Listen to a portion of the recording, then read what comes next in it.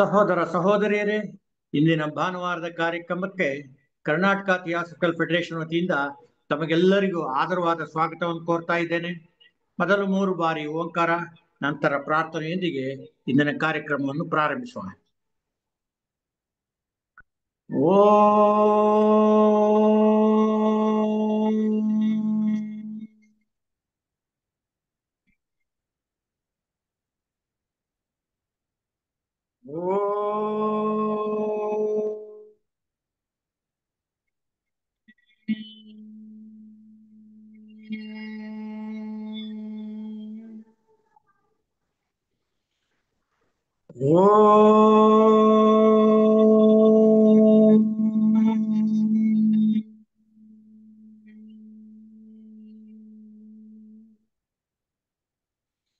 ಪ್ರತಿ ಅಣುವಿನಲ್ಲಿಯೂ ಚಲಿಸುತ್ತಿರುವ ಗುಪ್ತ ಚೇತನವೇ, ಪ್ರತಿ ಪ್ರಾಣಿಯಲ್ಲಿಯೂ ಬೆಳಗುತ್ತಿರುವ ಗುಪ್ತ ಜ್ಯೋತಿಯೇ, ಎಲ್ಲವನ್ನೂ ಒಂದನ್ನಾಗಿ ಸೇರಿಸಿರುವ ಗುಪ್ತ ಪ್ರೇಮವೇ, ನಿನ್ನೊಡನೆ ಒಂದಾಗಿ ಹನೆಂದು ತಿಳಿದಿರುವ ಪ್ರತಿಯೊಬ್ಬನೂ ಆ ಕಾರಣದಿಂದಲೇ ಇತರರೊಂದಿಗೂ ತನ್ನ ಐಕ್ಯತೆಯನ್ನು ಅರಿಯಲಿ.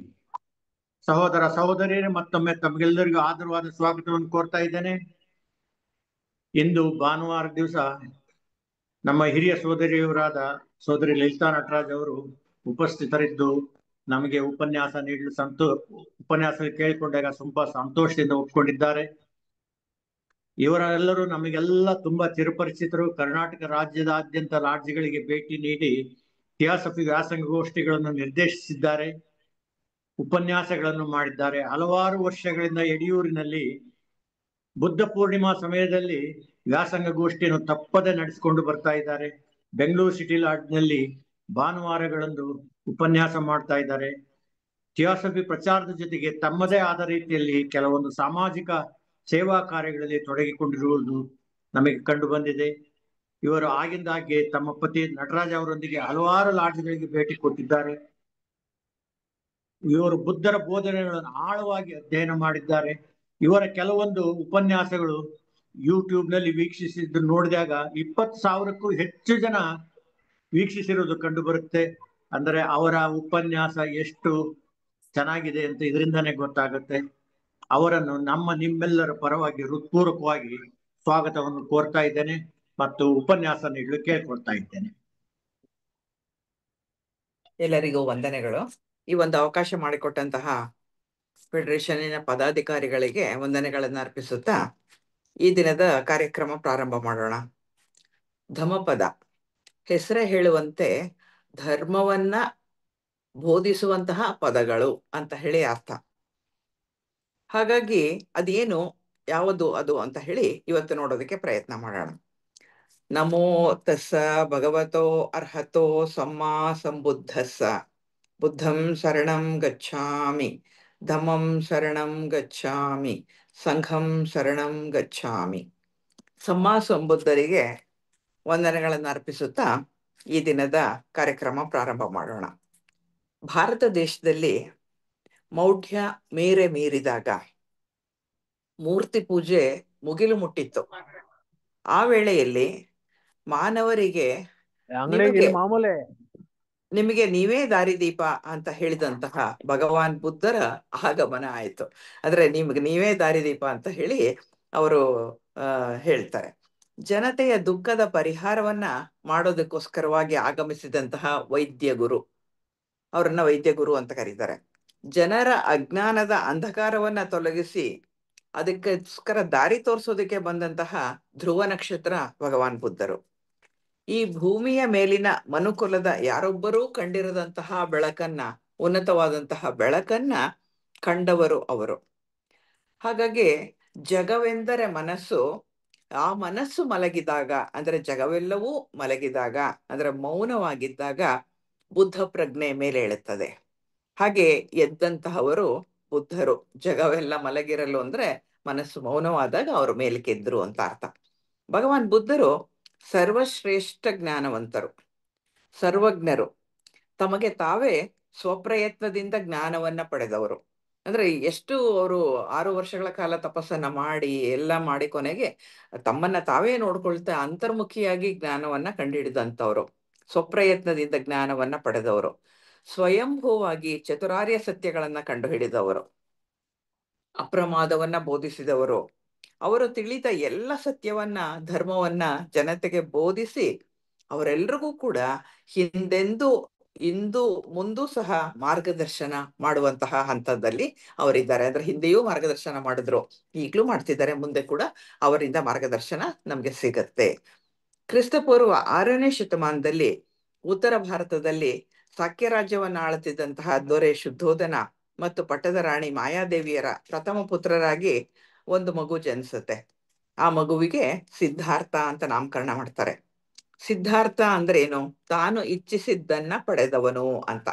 ಅಂದ್ರೆ ಸಿದ್ಧವಾದಂತಹ ಅರ್ಥ, ಏನನ್ನ ಬೇಕಾದ್ರೂ ಏನನ್ನ ಕೋಡ್ಕೊಂಡೋ ಅದು ಅವನಿಗೆ ಫಲಿಸಿತು ಅಂತ ಅರ್ಥ. ವೈಶಾಖ ಹುಣ್ಣಿಮೆ ಎಂದು ಜನಿಸಿ ಮುಂದೆ 29ನೇ ವಯಸ್ಸಿಗೆ ಅಪೂರ್ವ ಸುಂದರಿ ಪತ್ನಿ ಯಶೋಧರೆ ಹಾಗೂ ಆಗತಾನೆ ಜನಿಸಿದ್ದ ಮಗ ರಾಹುಲನನ್ನ ತೊರೆದು ಜನತೆಯ ದುಃಖಕ್ಕೆ ಪರಿಹಾರ ಮಾರ್ಗ ಹುಡುಕೋದಕ್ಕೋಸ್ಕರ ಅವರು ಸನ್ಯಾಸಿ ಆಗ್ತಾರೆ, ವಿರಾಗಿ ಆಗ್ತಾರೆ. 6 ವರ್ಷಗಳ ಕಾಲ ಒಂದು ಕಠಿಣವಾದಂತಹ ತಪಸ್ಸನ್ನ ಮಾಡ್ತಾರೆ. ಪೂರ್ತಿ ಜ್ಞಾನೋದಯ ಆಗಲ್ಲ. ಅವಾಗ ಏನ್ ಮಾಡ್ತಾರೆ ಅಂದ್ರೆ, ಅವರು ವೈಶಾಖ ಹುಣ್ಣಿಮೆಯ ಹಿಂದಿನ ದಿನ ಅವರೇ ಕಂಡು ಹಿಡಿದಂತಹ ವಿಪಶ್ಯನ ಧ್ಯಾನವನ್ನ ಪ್ರಾರಂಭ ಮಾಡ್ತಾರೆ. ಅವತ್ತೇ ಬೆಳಗಿನ ಜಾವದ ಹೊತ್ತಿಗೆ, ಅಂದ್ರೆ ಹುಣ್ಣಿಮೆಯ ಹೊತ್ತಿಗೆ ಸರಿಯಾಗಿ ಅವರು ಸಂಬುದ್ಧರಾಗ್ತಾರೆ, ಸಂಪೂರ್ಣ ಬೋಧಿಯನ್ನ ಪಡಿತಾರೆ. ಅವರು ಕಂಡು ಹಿಡಿದಂತಹ ಈ ಅಂತರ್ದೃಷ್ಟಿಯ ಧ್ಯಾನವನ್ನ ಅವರು ಮಾಡಿ ಬುದ್ಧರಾಗ್ತಾರೆ.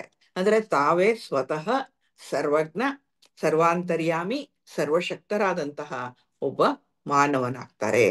ಅವರು ದೇವ ಮಾನವರಾಗಿ ಕಲ್ಯಾಣಕ್ಕಾಗಿ, ಎಲ್ಲ ಮಾನವರ ಕಲ್ಯಾಣಕ್ಕಾಗಿ ಬೋಧಿಸಿದಂತಹ ತತ್ವಗಳು, ಅದನ್ನ ಧರ್ಮ ಅಂತ ಹೇಳಿ ಕರೀತಾರೆ.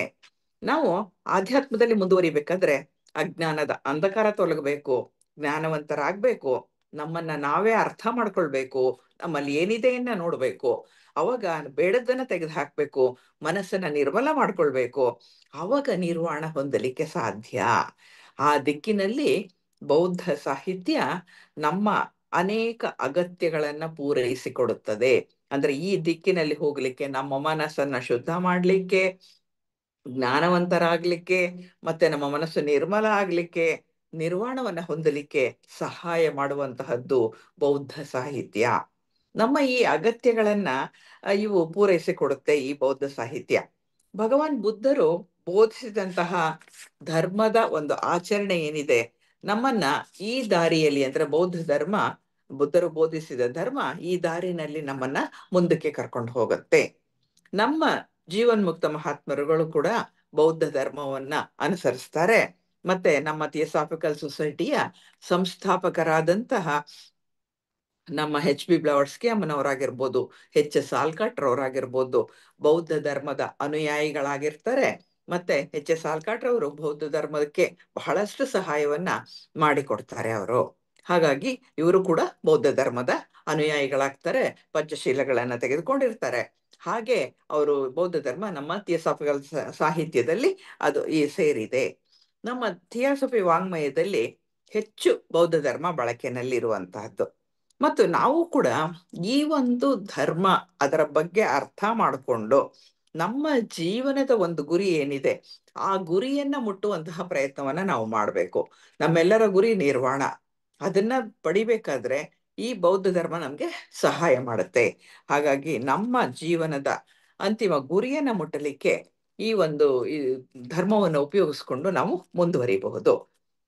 ಬೌದ್ಧ ಸಂಸ್ಕೃತಿ ಕನ್ನಡ ನಾಡಿನಲ್ಲಿ ಕ್ರಿಸ್ತಪೂರ್ವ 400ರಿಂದ ಕ್ರಿಸ್ತಶಕ 600ರವರೆಗೆ ಸುಮಾರು 1000 ವರ್ಷಗಳ ಕಾಲ ಅತ್ಯಂತ ಪುರೋಭಿವೃದ್ಧಿಯನ್ನು ಪಡೆದು ಚೆನ್ನಾಗಿ ಬೆಳೆಯುತ್ತೆ. ನಂತರ ಏನಾಗತ್ತೆ, 12ನೇ ಶತಮಾನದಷ್ಟು ಹೊತ್ತಿಗೆ ಪೂರ್ತಿಯಾಗಿ ಮರೆಯಾಗಿ ಹೋಗುತ್ತೆ. ಮತ್ತೆ ಅದು ಇಂಡಿಯಾ ದೇಶದಲ್ಲಿ ಇರೋದೇ ಇಲ್ಲ, ಅಷ್ಟರ ಮಟ್ಟಿಗೆ ಮರೆಯಾಗಿ ಹೋಗುತ್ತೆ ಅಂತ ಹೇಳಬಹುದು. ಪಾಲಿ ಭಾಷೆ ಸಹ ಮರೆಯಾಗಿ ಹೋಗುತ್ತೆ ಆ ವೇಳೆಯಲ್ಲಿ. ನಾಗಾರ್ಜುನ, ಚಂದ್ರ, ಲೋಕಪಾಲ ಇತ್ಯಾದಿ ಜನ ಆದಿ ಬೌದ್ಧ ಕವಿಗಳು ಅಂತ ಹೇಳಿ ಸಂಶೋಧಕರು ಅಭಿಪ್ರಾಯವನ್ನ ಪಡ್ತಾರೆ. ಬೌದ್ಧ ಧರ್ಮ ಮತ್ತು ಅದರ ಸಂಸ್ಕೃತಿಯ ಬಗ್ಗೆ ತಿಳ್ಕೊಳ್ಬೇಕಾದ್ರೆ ಕ್ರಮವಾದಂತಹ ಧರ್ಮ ಸಾಹಿತ್ಯವನ್ನ ಅಭ್ಯಾಸ ಮಾಡ್ಬೇಕಾಗತ್ತ ನಾವು. ಇಲ್ದೇ ಇದ್ರೆ ನಮ್ಗೆ ಬೌದ್ಧ ಧರ್ಮ ಸಂಪೂರ್ಣವಾಗಿ ತಿಳಿಯೋದಕ್ಕೆ ಸಾಧ್ಯ ಆಗಲ್ಲ. ಈಗ ಈ ಸಾಹಿತ್ಯ ತುಂಬಾ ವಿಪುಲವಾಗಿದೆ. ಮಹಾಬೋಧಿ ಸೊಸೈಟಿಯಲ್ಲಿ ತುಂಬಾ ಹೆಚ್ಚಿನ ವಿಷಯಗಳನ್ನ ಗ್ರಂಥ ರೂಪದಲ್ಲಿ ತರ್ತಾ ಇದ್ದಾರೆ. ಹಾಗಾಗಿ ಈ ಸಾಕಷ್ಟು ವಿಪುಲ ಸಾಹಿತ್ಯ ಕೂಡ ಇವಾಗ ಬೆಳೆದಿದೆ.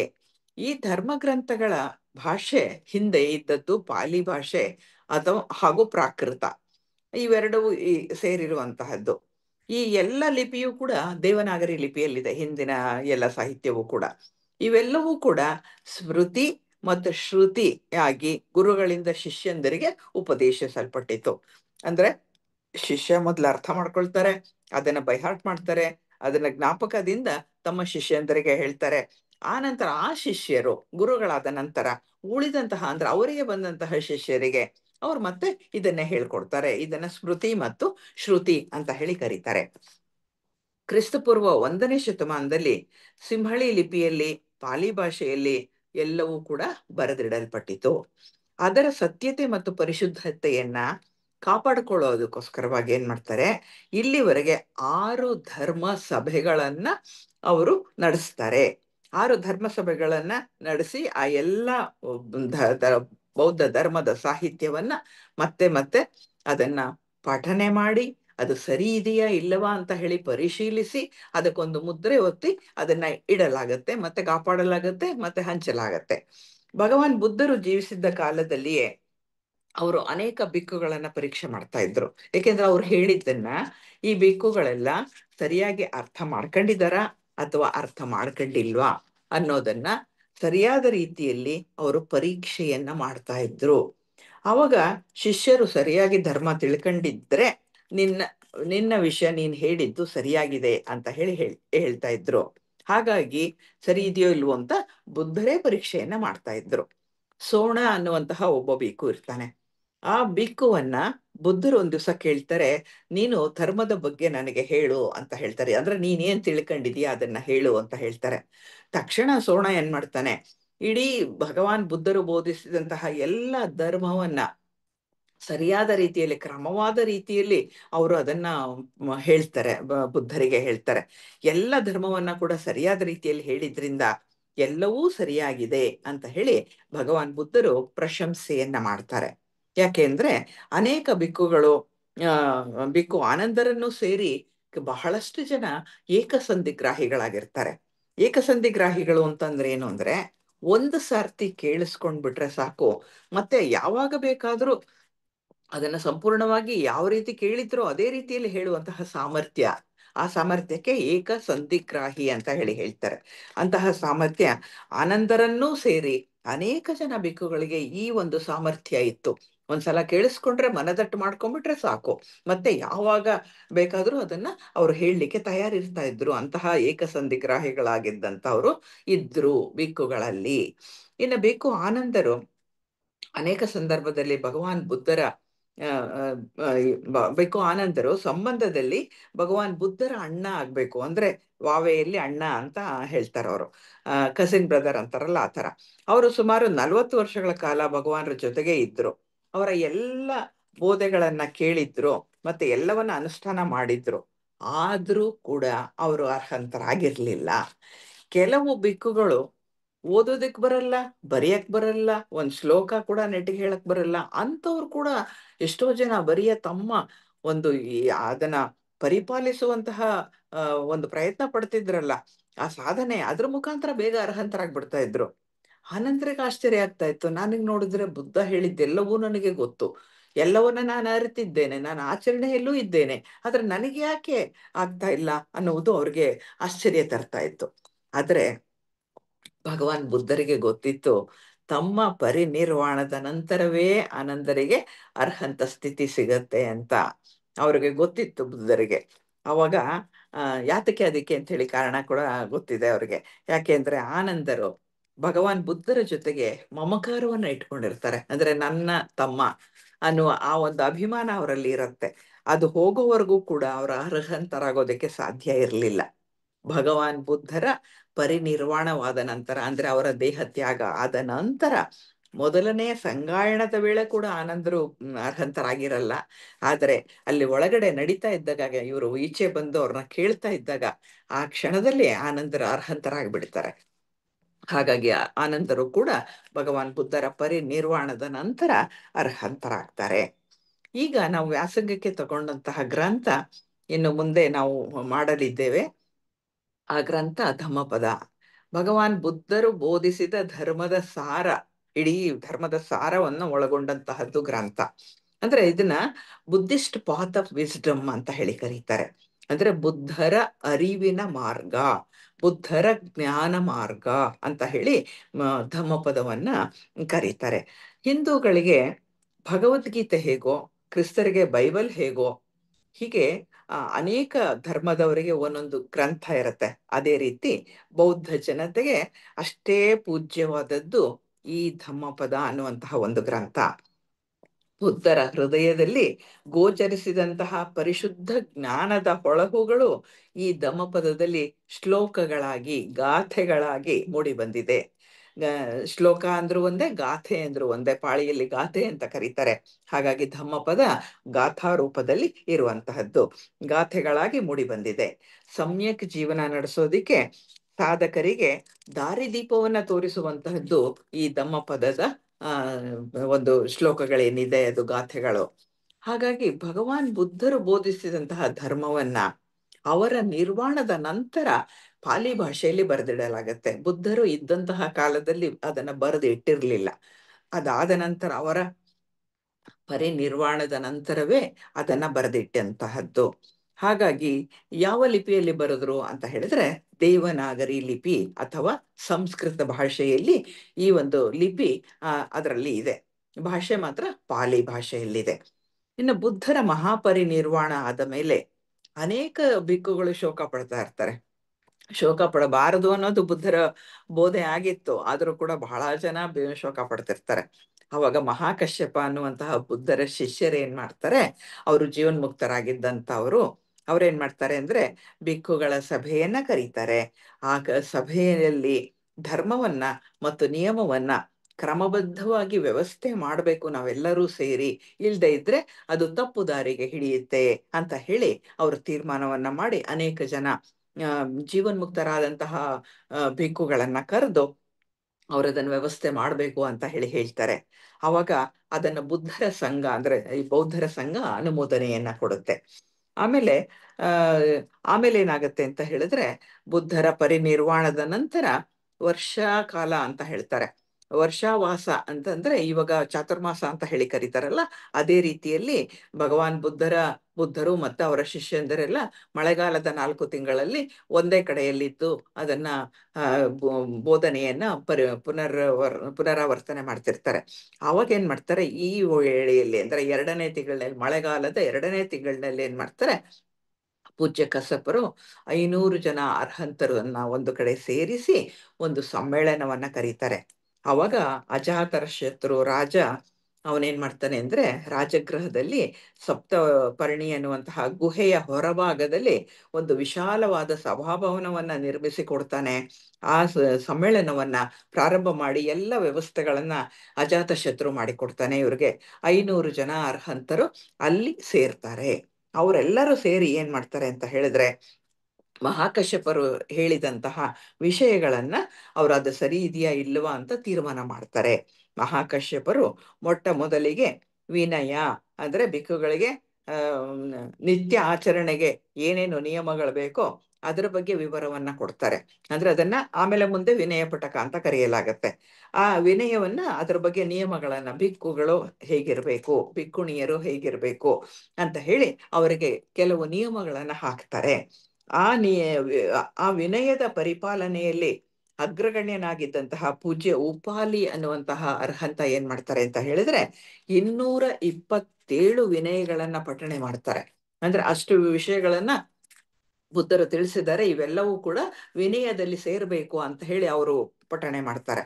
ಅವಾಗ ಎಲ್ಲ ಅರ್ಹಂತರು ಕೂಡ ಏನ್ ಮಾಡ್ತಾರೆ ಅಂದ್ರೆ ಈ ಎಲ್ಲ 227 ನಿಯಮಗಳನ್ನ ಏಕಕಂಠದಲ್ಲಿ ಅನುಮೋದನೆಯನ್ನ ಮಾಡ್ತಾರೆ, ಅವರು ಅನುಮೋದಿಸ್ತಾರೆ.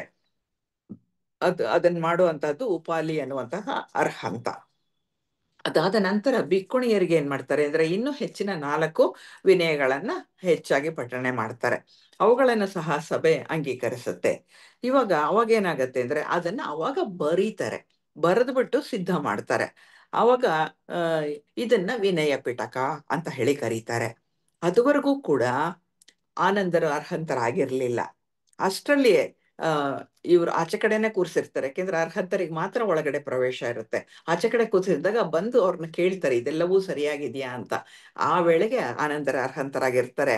ಅವಾಗ ಅವರನ್ನ ಒಳಗೆ ಕರ್ಕೊಂಡು ಹೋಗ್ತಾರೆ, ಅರ್ಹಂತರಾಗಿದ್ದೀರಾ ಅಂತ ಗೊತ್ತಾದ ತಕ್ಷಣ. ಅಷ್ಟರಲ್ಲಿ ಆನಂದ ಅರ್ಹಂತರ ಸ್ಥಿತಿಯನ್ನ ತಲುಪ್ತಾರೆ. ಆನಂದರ ಭಗವಾನ್ ಬುದ್ಧರ ಪ್ರತಿಯೊಂದೂ ಉಪದೇಶವನ್ನ ತಮ್ಮ ನೆನಪಿನ ಶಕ್ತಿಯಿಂದ ಪಠಣೆ ಮಾಡ್ತಾರೆ. ಭಗವಾನ್ ಬುದ್ಧರು ತಿಳಿಸಿದಂತಹ ಪ್ರತಿಯೊಂದೂ ಸೂತ್ರವನ್ನ ತಮ್ಮ ನೆನಪಿನ ಶಕ್ತಿಯಿಂದ ಯಥಾವತ್ತಾಗಿ ಅವರು ಪಠಣೆ ಮಾಡ್ತಾರೆ. ಆಗ ಎಲ್ಲ ಅರ್ಹಂತರು ಕೂಡ ಏಕಕಂಠದಲ್ಲಿ ಇದನ್ನ ಮರುಪಠಣೆಯನ್ನ ಮಾಡ್ತಾರೆ.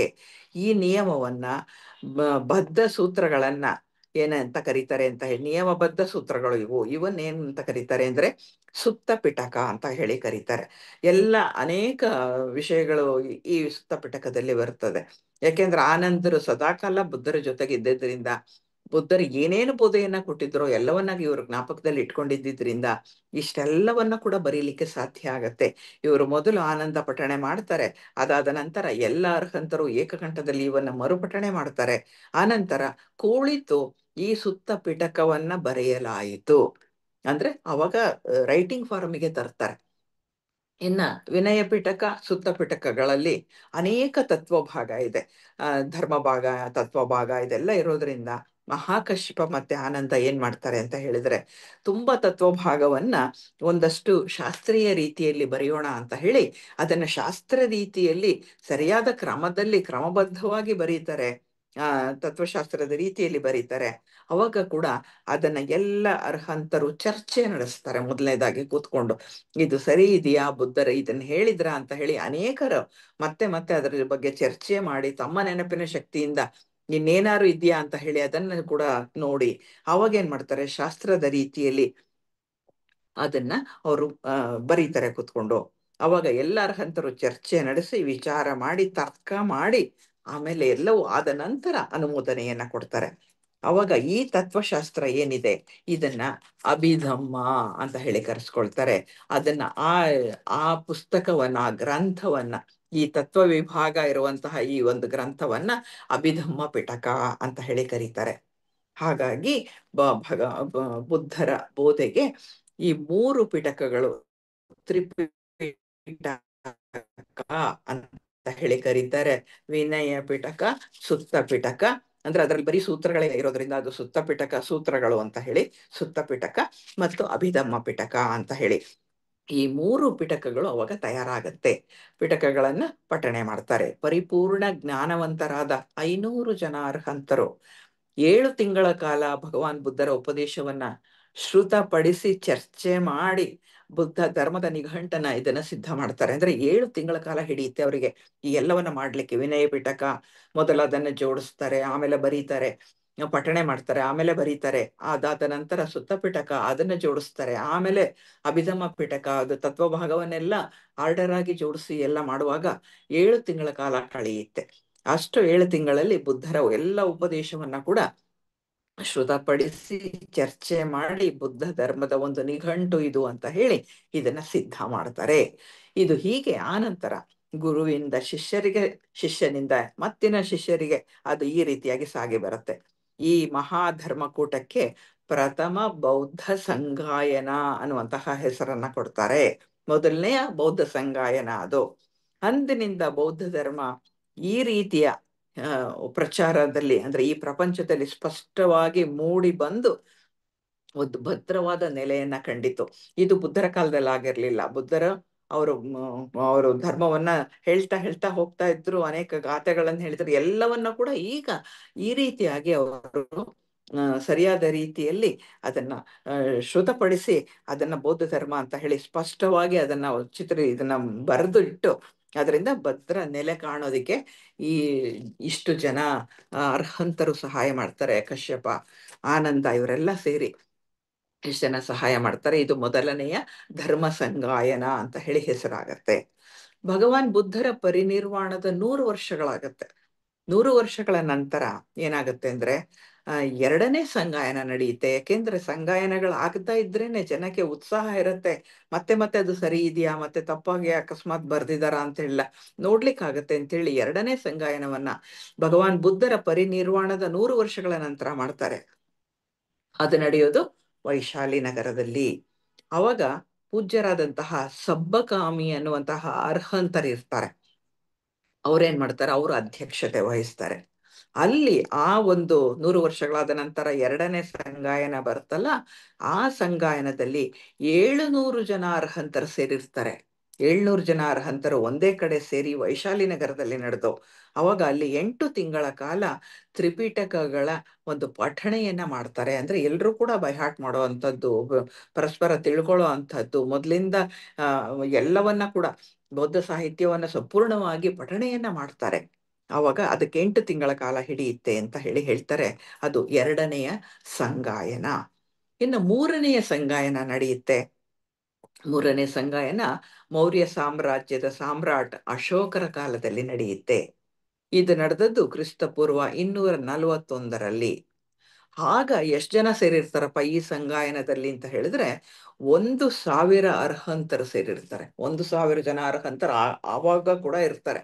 ಅಷ್ಟು ಜನ ಸೇರ್ಕೊಂಡು ಏನ್ ಮಾಡ್ತಾರೆ, 9 ತಿಂಗಳ ಕಾಲ ಧರ್ಮವನ್ನ ಪಠಣೆಯನ್ನ ಮಾಡ್ತಾರೆ. ಅಶೋಕ ಮಹಾರಾಜ ಇದು ಎಲ್ಲದರ ವ್ಯವಸ್ಥೆಯನ್ನ ಅಶೋಕ ಚಕ್ರವರ್ತಿ ವಹಿಸ್ಕೊಂಡಿರ್ತಾರೆ. ಇದು ಮೂರನೆಯ ಸಂಗಾಯನ ಅಂತ ಹೇಳಿ ಅನಿಸ್ಕೊಳ್ಳುತ್ತೆ.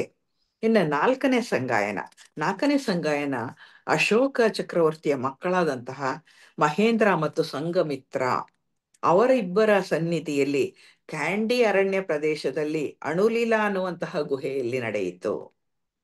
ನಾವು ಶ್ರೀಲಂಕಾಗೆ ಹೋದಾಗ ಇಲ್ಲಿ ಇದಕ್ಕೆ ಹೋಗಿ ಬಂದಿದ್ವಿ, ಕ್ಯಾಂಡಿಯ ಅಣುಲೀಲಾ ಗುಹೆಯ ಹತ್ತಿರ. 500 ಜನ ಅರ್ಹಂತರು ಅಲ್ಲಿ ಸೇರ್ಕೊಂಡಿದ್ರು. ಹಾಗಾಗಿ ಇದು 4ನೆಯ ಸಂಗಾಯನ ಆಗತ್ತೆ. ಅಲ್ಲಿ ಇವರು ಎಲ್ಲರೂ ಕೂಡ ಮತ್ತೆ ಮರುಪಠಣೆಯನ್ನ ಮಾಡ್ತಾರೆ. ಇದು 4ನೆಯ ಸಂಗಾಯನ.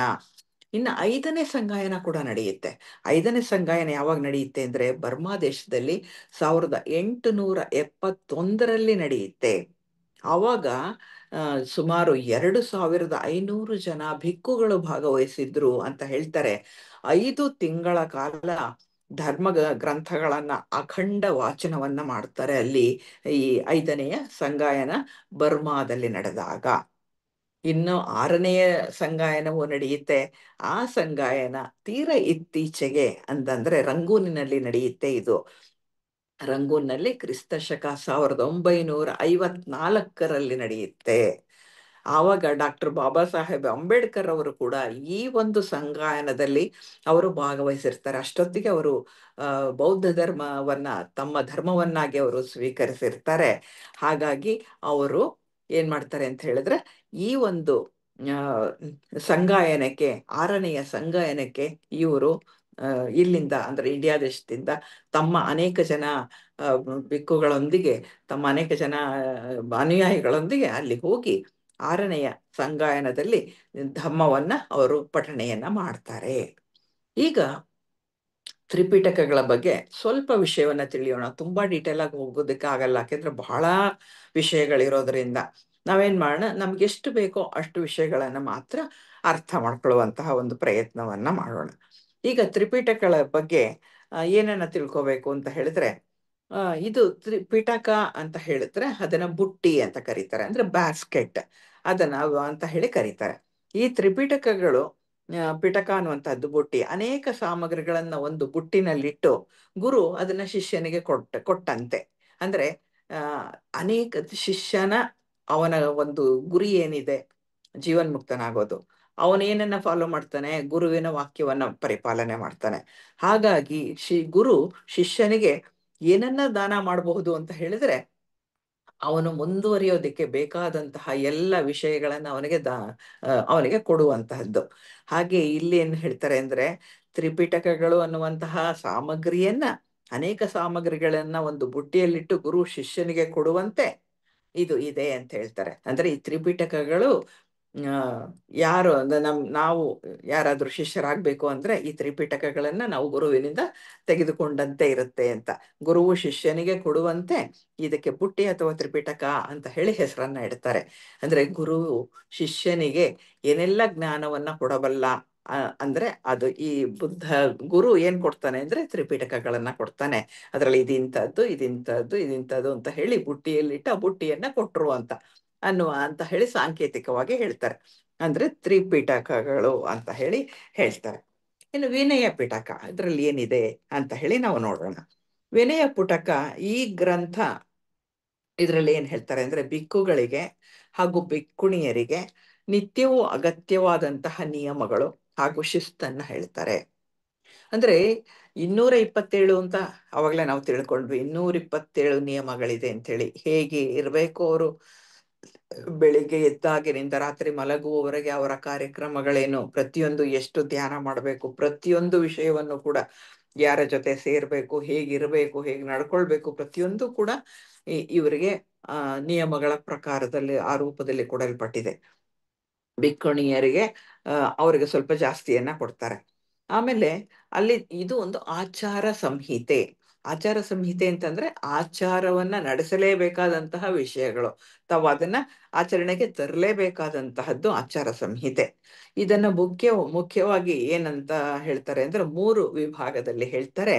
ಒಂದು ಸುತ್ತ ವಿಭಂಗ ಅಂತ ಹೇಳ್ತಾರೆ, ಇನ್ನೊಂದು ಖಂದಕ ಅಂತ ಹೇಳ್ತಾರೆ, ಇನ್ನೊಂದನ್ನ ಪರಿವಾರ ಅಂತ ಹೇಳ್ತಾರೆ. 3 ವಿಭಾಗಗಳಲ್ಲಿ ವಿಂಗಡಿಸಿ ಈ ಒಂದು ವಿನಯ ಪಿಟಕವನ್ನ ಕೊಡ್ತಾರೆ. ಅಂದ್ರೆ 227 ಮತ್ತೆ ಇನ್ನೊಂದು 4 ಮಹಿಳೆಯರಿಗೆ ಅಂದ್ರೆ ಅಷ್ಟು ಇದನ್ನ ಈ ರೀತಿಯಾಗಿ ವಿಭಾಗ ಮಾಡಿ ಅವ್ರಿಗೆ ಏನ್ ಮಾಡ್ತಾರೆ, ಅದನ್ನ ಅನುಸರಿಸಬೇಕು ಅಂತ ಹೇಳಿ ಅವ್ರಿಗೆ ಕೊಡಲಾಗುತ್ತದೆ. ಹಾಗಾಗಿ ಇದರಲ್ಲಿ ಈ ಇಷ್ಟನ್ನು ಕೂಡ ವಿನಯ ಅನ್ನೋದ್ರ ಬಗ್ಗೆ ನಾವು ವಿಷಯಗಳನ್ನ ತಿಳ್ಕೋಬಹುದಾಗಿದೆ. ಅದು ಗ್ರಂಥಗಳು ಸಿಗತ್ತೆ. ಸುತ್ತ ಪಿಟಕ ಈ ಗ್ರಂಥ ಭಗವಾನ್ ಬುದ್ಧರು ಉಪದೇಶಿಸಿದ ಧರ್ಮ ಸೂತ್ರಗಳನ್ನ ಒಳಗೊಂಡಿದೆ. ಎಷ್ಟು ಸೂತ್ರಗಳಿದೆ ಅಂದ್ರೆ ತುಂಬಾ ಸೂತ್ರಗಳಿದೆ. ಈ ಸೂತ್ರಗಳನ್ನ 5 ನಿಕಾಯಗಳು ಅಂತ ಹೇಳಿ ವಿಂಗಡಿಸ್ತಾರೆ. ಅಂದ್ರೆ ಚಾಪ್ಟರ್ ತರ ಅದನ್ನ ವಿಂಗಡಿಸ್ತಾರೆ. ಮೊದಲನೇದು ದೀರ್ಘ ನಿಕಾಯ ಅಂತ, ಎರಡನೇದು ಮಜ್ಜಿಮ ನಿಕಾಯ ಅಂತ, ಮೂರನೇದು ಸಂಯುಕ್ತ ನಿಕಾಯ ಅಂತ, ನಾಲ್ಕನೇದು ಅಂಗುತ್ತರ ನಿಕಾಯ ಅಂತ, ಐದನೇದು ಖುದ್ದಕ ನಿಕಾಯ ಅಂತ ಹೇಳಿ 5 ನಿಕಾಯಗಳು ಅಂತ ಹೇಳಿ 5 ದೊಡ್ಡ ದೊಡ್ಡ ಚಾಪ್ಟರ್ನಲ್ಲಿ ಮಾಡ್ತಾರೆ. ದೀರ್ಘ ನಿಕಾಯ ಅನ್ನುವಂಥದ್ರಲ್ಲಿ ಅದರಲ್ಲಿ 38 ವಿಶಾಲವಾದಂತಹ ಸೂತ್ರಗಳಿದೆ. ಅಷ್ಟೊಂದು ಸೂತ್ರ ಬರುತ್ತೆ. ಇನ್ನು ಮಜ್ಜಿಮ ನಿಕಾಯ ಅದರಲ್ಲಿ ಏನು ಅಂತಂದ್ರೆ 152 ಸೂತ್ರಗಳು ಬರುತ್ತೆ. ಮೂರನೇದು ಸಂಯುಕ್ತ ನಿಕಾಯ ಅಂತ ಹೇಳಿ ಅದರಲ್ಲಿ 2889 ಸೂತ್ರಗಳಿದೆ ಇದರಲ್ಲಿ. ಇನ್ನು ನಾಲ್ಕನೇದಾದಂತಹ ಅಂಗುತ್ತರ ನಿಕಾಯದಲ್ಲಿ 11 ವಿಭಾಗಗಳಿದೆ. ಅವುಗಳಲ್ಲಿ 304 ಸೂತ್ರಗಳಿದೆ. ಅಂದ್ರೆ 11 ವಿಭಾಗ, ಅದ್ರ ಜೊತೆಗೆ ಅದ್ರ 11ರಲ್ಲೂ ಸೇರಿ 304 ಸೂತ್ರಗಳು ಬರುತ್ತೆ. ಐದನೇದಾದಂತಹದ್ದು ಖುದ್ದಕ ನಿಕಾಯ ಅಂತ, ಸ್ವತಂತ್ರವಾದ ಮಹತ್ವಪೂರ್ಣವಾದ 15 ಕೃತಿಗಳನ್ನ ಈ ಖುದ್ದಕ ನಿಕಾಯದಲ್ಲಿ ಸೇರಿಸ್ತಾರೆ. 15 ಕೃತಿಗಳು ಸ್ವತಂತ್ರವಾದಂತಹದ್ದೇನೇನೆ ಅದನ್ನು ಸೇರಿಸ್ತಾರೆ. ಈ 15 ಕೃತಿಗಳಲ್ಲಿ 2ನೇ ಕೃತಿ ನಮ್ಮ ಧಮ್ಮಪದ. ಅಂದ್ರೆ ಲೆಕ್ಕ ಹಾಕಿ ಎಷ್ಟು ವಿಶಾಲವಾದಂತಹದ್ದು, ಎಷ್ಟು ಅಗಾಧವಾದಂತಹದ್ದು ಧರ್ಮದ ಒಂದು ಈ ಒಂದು ಪರಿಭಾಷೆ ತ್ರಿಪಿಟಕಗಳು ಅನ್ನೋದು ನಮ್ಗೆ ಅರ್ಥ ಆಗ್ತಾ ಹೋಗುತ್ತೆ.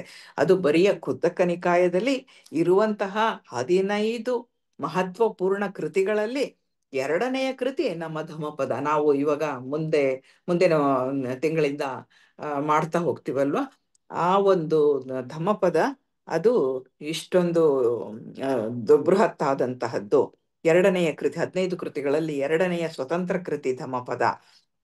ಅಂದ್ರೆ ಈ ಧಮ್ಮಪದ ಏನಪ್ಪಾ ಅಂತ ಹೇಳಿದ್ರೆ ಬೇರೆ ಬೇರೆ ಗ್ರಂಥಗಳಿಂದ ಆರಿಸಲ್ಪಟ್ಟಂತಹ 423 ಗಾಥೆಗಳ ಸಂಗ್ರಹ ಈ ಧಮ್ಮಪದದಲ್ಲಿದೆ. ಅಂದ್ರೆ ಯಾವ ಯಾವ ವೇಳೆಯಲ್ಲಿ ಬುದ್ಧರು ಏನೇನನ್ನ ಹೇಳಿದ್ರೋ ಅವೆಲ್ಲವನ್ನ ಕೂಡ ಸಂಗ್ರಹಿಸಿ ಇಲ್ಲೂ ಕೂಡ ಚಾಪ್ಟರ್ ವೈಸ್ ಮಾಡಿಬಿಟ್ಟು ಅದನ್ನ ನಮ್ಮ ಮುಂದೆ ಪ್ರಸ್ತುತ ಪಡಿಸ್ತಾರೆ, ಧಮ್ಮಪದ ಅನ್ನುವಂತಹ ಹೆಸರನ್ನ ಇಟ್ಟು. ಇದು 2 ಪಿಟಕಗಳಾಯ್ತು. ಇನ್ನು 3ನೇ ಪಿಟಕ ಅಭಿಧಮ್ಮ ಪಿಟಕ ಅಂತ. ಅಭಿಧಮ್ಮ ಪಿಟಕದಲ್ಲಿ ಅಭಿಧಮ್ಮ ಪಿಟಕ ಪಾರಮಾರ್ಥಿಕ ಸತ್ಯವನ್ನು ತಿಳಿಸುವಂತಹ, ಪ್ರತಿಪಾದನೆ ಮಾಡುವಂತಹದ್ದು ಬಹಳಷ್ಟು ತತ್ವಶಾಸ್ತ್ರವೇ ತುಂಬಿರುವಂತಹದ್ದು. ಶುದ್ಧ ವೈಜ್ಞಾನಿಕ ಶುದ್ಧ ವೈಜ್ಞಾನಿಕ ಸತ್ಯಗಳನ್ನ ಒಳಗೊಂಡಂತಹದ್ದು ಈ ಅಭಿಧಮ್ಮ ಪಿಟಕ.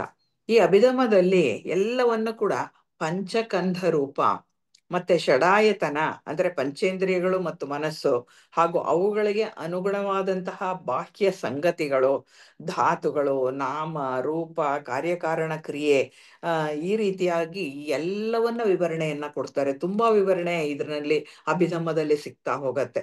ಮೊದಲನೇದಾಗಿ ಪಂಚಖಂದ ಸ್ವರೂಪ, ಷಡಾಯತನ ಅಂದ್ರೆ ಅದೇ ಪಂಚೇಂದ್ರಿಯಗಳ ಬಗ್ಗೆ, ಮನಸ್ಸಿನ ಬಗ್ಗೆ, ಅವುಗಳಿಗೆ ಅನುಗುಣವಾದ ಬಾಹ್ಯ ಸಂಗತಿಗಳ ಬಗ್ಗೆ, ಧಾತುಗಳು ಅಂದ್ರೇನು, ನಾಮ ರೂಪ, ಈ ಕಾರ್ಯಕಾರಣ ಸಂಬಂಧ, ಈ ಎಲ್ಲವನ್ನ ಕೂಡ ಈ ಒಂದು ಅಭಿಧಮ್ಮ ಪಿಟಕದಲ್ಲಿ ವರ್ಣನೆಯನ್ನ ಕೊಡ್ತಾರೆ. ಅದರಲ್ಲಿ 7 ಗ್ರಂಥಗಳು ಬರುತ್ತೆ. 7 ಗ್ರಂಥಗಳು ಅಭಿಧಮ್ಮ ಪಿಟಕದಲ್ಲಿದೆ. ನಾವು ವ್ಯಾಸಂಗಕ್ಕೆ ಆರಿಸಿಕೊಂಡಂತಹ ಗ್ರಂಥ ಧಮ್ಮಪದ. ಇದು ಕುದ್ದಕ ನಿಕಾಯದ 15 ಪ್ರಕರಣಗಳಲ್ಲಿ 2ನೆಯದಾದಂತಹ ಒಂದು ಪ್ರಕರಣ. ಈ ಗ್ರಂಥದಲ್ಲಿ ಭಗವಾನ್ ಬುದ್ಧರು ಅವರು 45 ವರ್ಷಗಳ ಕಾಲ ಇರ್ತಾರೆ. ಅಂದ್ರೆ ಇದಾದ ನಂತರ, ತಮಗೆ ಜ್ಞಾನೋದಯವಾದ ನಂತರ ಮೊದಲ ಬೋಧೆಯನ್ನ ಕೊಡುವಂತಹದ್ದು ನಮ್ಗೆ ಗೊತ್ತಿರುವಂತೆ ಆಷಾಢ ಪೂರ್ಣಿಮೆ. ಇನ್ನು 3-4 ದಿನದಲ್ಲಿ ಬರ್ಲಿಕ್ಕಿದೆ ಆಷಾಢ ಪೂರ್ಣಿಮೆ. ಆಷಾಢ ಪೂರ್ಣಿಮೆ ಎಂದು ಕೊಟ್ಟಂತಹ ಜ್ಞಾನ ಅವಾಗ 3-4 ದಿವಸದಲ್ಲಿ 5 ಜನರು ಕೂಡ ಅರ್ಹಂತರಾಗ್ತಾರಲ್ವಾ. ಅದಾದ ನಂತರ ಮತ್ತೆ ಅವರಿಗೆ ಬೋಧೆಯನ್ನ ಬೋಧಿಸಿ ಅವರನ್ನು ಕಳಿಸಿ ತಾವು ಕೂಡ ಹೊರಡ್ತಾರೆ ಅವರು ಬುದ್ಧರು. ಹಾಗಾಗಿ 45 ವರ್ಷಗಳ ಕಾಲ ದೀರ್ಘವಾಗಿ ಪರ್ಯಟನೆ ಮಾಡ್ತಾರೆ ಅವರು.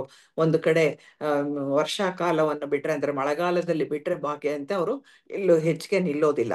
ಎಲ್ಲ ಹಳ್ಳಿಗಳಲ್ಲೂ ಕೂಡ, ನಗರಗಳಲ್ಲಿ ಕೂಡ ಹೋಗಿ ಅವರು ಧರ್ಮವನ್ನ ಬೋಧನೆ ಮಾಡ್ತಾ, ಜನರ ಕಷ್ಟಗಳಿಗೆ ಪರಿಹಾರವನ್ನ ಹೇಳ್ತಾ, ದುಃಖದ ನಿವಾರಣೆಗೆ ಮಾರ್ಗಗಳನ್ನ ತಿಳಿಸ್ಕೊಡ್ತಾ, ಅನೇಕ ವಿಷಯಗಳ ಬಗ್ಗೆ ಅವರು ತಿಳಿಸ್ತಾ ಹೋಗ್ತಾರೆ. ಅನೇಕರು ಅಂದ್ರೆ ಸುಮಾರು ಜನ 5,000-6,000 ವರೆಗೂ ಕೂಡ ಅರ್ಹಂತರಾದರು ಅನ್ನೋದು ನಮ್ಗೆ ಗೊತ್ತಿರುವಂತಹದ್ದು. ಹಾಗಾಗಿ ಅವರು 45 ವರ್ಷಗಳ ದೀರ್ಘ ಪರ್ಯಟನೆಯನ್ನ ನಡೆಸ್ತಾರೆ. ಅವ್ರಿಗೆ ತೀರಾ 80 ದಾಟಿರತ್ತೆ, ಆಗ ಕೂಡ ಅವ್ರು ನಡೀತಾನೆ ಇರ್ತಾರೆ. ಕೊನೆಗೆ ಕುಶಿನಾರದಲ್ಲಿ ಅವರು ತಮ್ಮ ಶರೀರದ ಅರ್ಪಣೆಯನ್ನ ಮಾಡ್ತಾರೆ.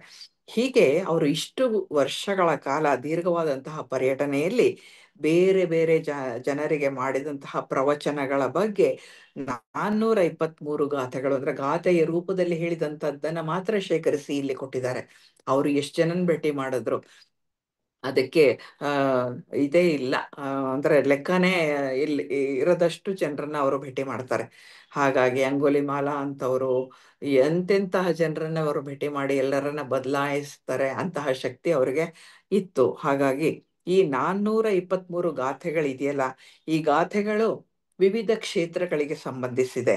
ಆದ್ರೆ ಧಮ್ಮಪದದಲ್ಲಿ ಒಟ್ಟು 26 ಚಾಪ್ಟರ್ಸ್ ಬರುತ್ತೆ, 26 ವರ್ಗಗಳು ಬರುತ್ತೆ. ಆ ಚಾಪ್ಟರ್ಗಳಲ್ಲಿ ಒಂದು 10, 12, 15, ಕೆಲವು ಸಲ 8 ಆ ರೀತಿ ಗಾಥೆಗಳನ್ನ ಜೋಡಿಸಿ ವಿಧವಾದಂತಹ ಒಂದು ಅದಕ್ಕೆ ಹೆಡ್ಡಿಂಗ್ಸ್ ಕೊಟ್ಟಿದ್ದಾರೆ. ಯಾಕೆಂದ್ರೆ ಆ ಪ್ರವಚನಗಳಲ್ಲಿ 423 ಗಾಥೆಗಳಿರೋದರಿಂದ ವಿವಿಧ ಕ್ಷೇತ್ರಗಳಿಗೆ ಸಂಬಂಧಿಸಿದಂತೆ ಆಯಾ ಕ್ಷೇತ್ರಕ್ಕೆ ಬೇರೆ ಬೇರೆ ಹೆಸರನ್ನ ಕೊಟ್ಟು ಅದನ್ನ ಚಾಪ್ಟರ್ಗಳ ರೂಪದಲ್ಲಿ ನಮ್ಗೆ ಕೊಡ್ತಾರೆ. ಹಾಗಾಗಿ ನಾವು ಒಂದಷ್ಟು ಚಾಪ್ಟರ್ಗಳನ್ನ ಎಷ್ಟು ಸಾಧ್ಯ ಅಷ್ಟನ್ನ ಧರ್ಮಪದದ ಬಗ್ಗೆ ನಾವು ತಿಳ್ಕೊಳ್ತಾ ಹೋಗೋಣ.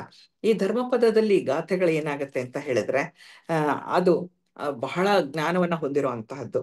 ಎಲ್ಲರೂ ಓದಿ ಮನನ ಮಾಡ್ಕೊಳ್ಳೋ ಅಂತಹ ಸುಲಭದ ಗಾಥೆಗಳೇನೆ. ಅದು ಬಹಳ ಸುಲಭವಾಗಿದೆ, ಅದು ಅರ್ಥ ಮಾಡ್ಕೊಳ್ಳಿಕ್ಕೆ ಸಾಧ್ಯ, ಪಾಳಿ ಭಾಷೆಯಲ್ಲೂ ಕೂಡ ಅರ್ಥ ಮಾಡ್ಕೊಳ್ಳಿಕ್ಕೆ ಸಾಧ್ಯ ಇರುವಂತಹ ಗಾಥೆಗಳು. ಅವುಗಳನ್ನ ಬರೀ ಮನನ ಓದಿ ಬಿಟ್ರೆ ಸಾಕಾಗಲ್ಲ, ಅದನ್ನ ಮನನ ಮಾಡಬೇಕು. ಮತ್ತೆ ಈಗ ಒಂದು ಗಾಥೆಯನ್ನ ಓದಿ ಅದನ್ನೇ ಮತ್ತೆ ಮನಸ್ಸಿನಲ್ಲಿ ಇಟ್ಕೊಂಡು ನಾವೇನ್ ಮಾಡ್ಬೇಕು, ಮನನ ಮಾಡ್ಬೇಕಾಗತ್ತೆ. ಮನನ ಮಾಡಿ ಅವುಗಳನ್ನ ಆಚರಣೆಗೆ ತರಬೇಕು. ಬರೀ ಓದಿದ್ರೆ ಸಾಲಲ್ಲ, ಬೈಹಾಟ್ ಮಾಡಿದ್ರೆ ಸಾಲಲ್ಲ, ಬರೀ ಮನನ ಮಾಡಿದ್ರೆ ಸಾಲಲ್ಲ. ಮನನ ಮಾಡಿದ ನಂತರ ಈ ಗಾಥೆಗಳನ್ನ ಆಚರಣೆಗೆ ತರಬೇಕು. ಯಾಕೆಂದ್ರೆ ಇದನ್ನ ಆಚರಣೆಗೆ ತಂದ ತಕ್ಷಣವೇ ಅವರೆಲ್ಲರೂ ಕೂಡ ಅರ್ಹಂತರಾಗಿದ್ದಾರೆ. ಅದರಿಂದ ನಾವು ಕೂಡ ಇವುಗಳನ್ನ ಅರ್ಥ ಮಾಡ್ಕೊಳ್ಬೇಕು, ಮನನ ಮಾಡಬೇಕು, ಆಚರಣೆಗೆ ತರಬೇಕಾಗತ್ತೆ. ಇವು ಹೇಗಿದೆ ಅಂತ ಹೇಳಿದ್ರೆ, ಇನ್ನೇನು ಸತ್ಯ ದರ್ಶನ ಮಾಡಲು ಸಿದ್ಧವಾಗಿರುವ ಸಾಧಕರಿಗೂ ಕೂಡ ಅಗತ್ಯ.